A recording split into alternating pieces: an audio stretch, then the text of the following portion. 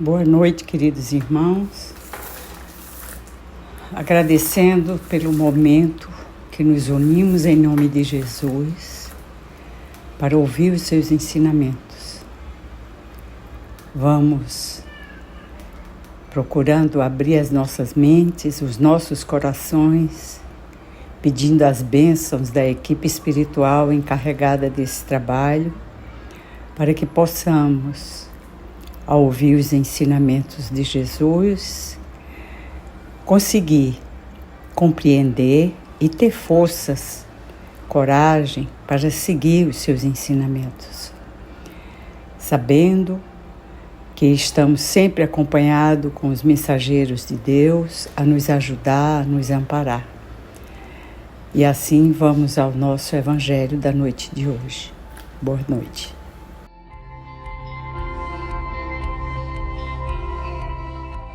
Boa noite, meus irmãos. Faremos agora a leitura do Evangelho segundo o Espiritismo, capítulo 17, Sede Perfeito, item 3, parágrafos 8º ao 14º, o homem de bem.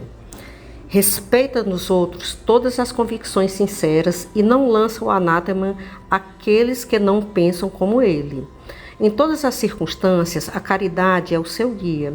Diz a si mesmo que aquele que leva prejuízo a outrem por palavras malévolas, que leva a susceptibilidade de alguém por seu orgulho e seu desdém, e que não recua a ideia de causar uma inquietação, uma contrariedade, ainda que leve, quando pode evitá-lo, falta ao dever de amor ao próximo e não merece a clemência do Senhor. Não tem ódio, nem rancor, nem desejo de vingança, a exemplo de Jesus. Perdoa e esquece as ofensas, e não se lembra, senão dos benefícios, porque sabe que ele será perdoado quando ele próprio houver perdoado. É indulgente para com as fraquezas alheias, porque sabe que ele mesmo tem necessidade de indulgência, e se lembra destas palavras do Cristo: aquele que está sem pecado, lhe atire a primeira pedra. Não se compraz em procurar os defeitos alheios, nem em colocá-los em evidência. Se a necessidade a isso obriga, procura sempre o bem que pode atenuar o mal. Estuda nas suas próprias imperfeições e trabalha sem cessar em combatê-las. Todos os seus esforços tende a poder dizer a si mesmo no dia de amanhã que há nele alguma coisa de melhor do que na véspera. Não procura fazer valorizar nem seu espírito, nem seus talentos às expensas de outrem. Aproveita, ao contrário, todas as ocasiões para ressaltar as vantagens dos outros.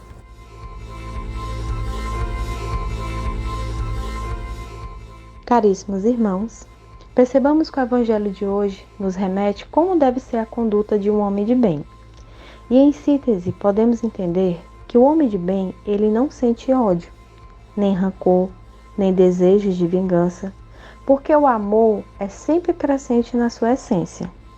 O homem de bem, ele é indulgente para com as fraquezas dos homens, porque sabe que ele também precisa da indulgência.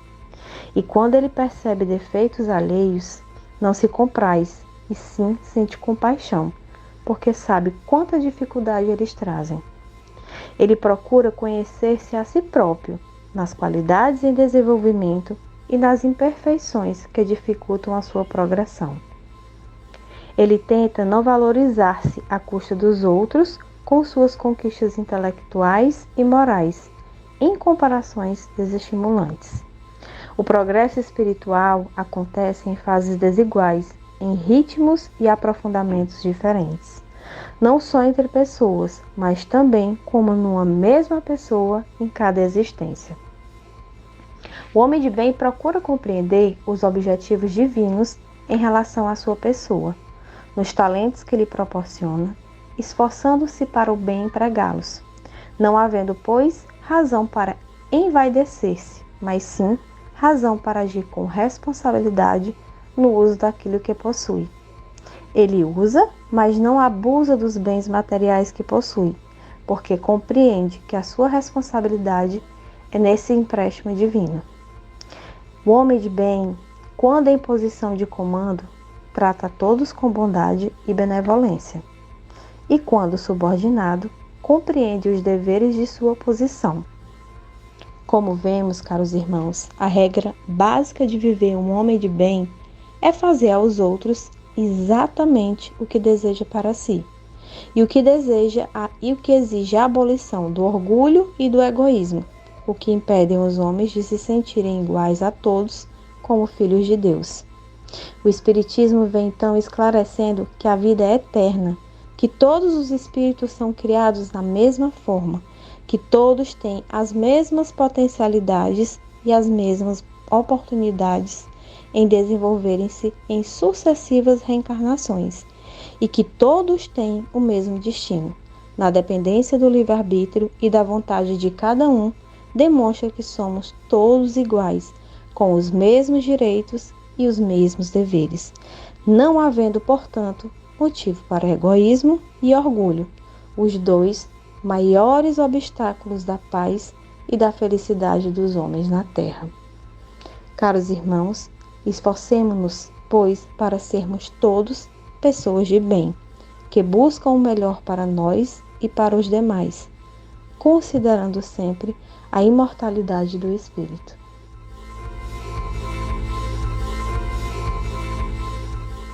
Caríssimos irmãos, que o Evangelho de hoje possa ter harmonizado cada um de vocês e que possamos aprender, vivenciar e colocar em prática os ensinamentos do nosso Mestre Jesus.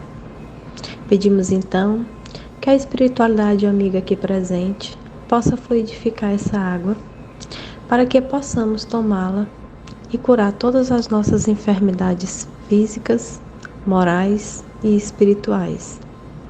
Que essa mesma água nos dê sabedoria para a escolha dos caminhos que nos leve a fazer o bem coletivo. Que essa mesma água possa ainda fortalecer a nossa fé e nos dar coragem e perseverança no caminho do bem. Que ela possa tranquilizar os nossos corações e os corações dos irmãos que encontram-se tristes e revoltados. Que a compreensão se faça presente e a alegria e a paz volte a reinar nesses mesmos corações. Que esta água traga também a cura das aflições e das dores. E que a compreensão dos problemas e desafios que estamos passando possamos ser entendidos e que venhamos a nos fortalecer com os mesmos. Que esta água limpe a nossa mente, nos afaste os maus pensamentos e dissipe para longe de nós todas as energias negativas. Te agradecemos, Pai, pelo teu amor e zelo para conosco. Que assim seja.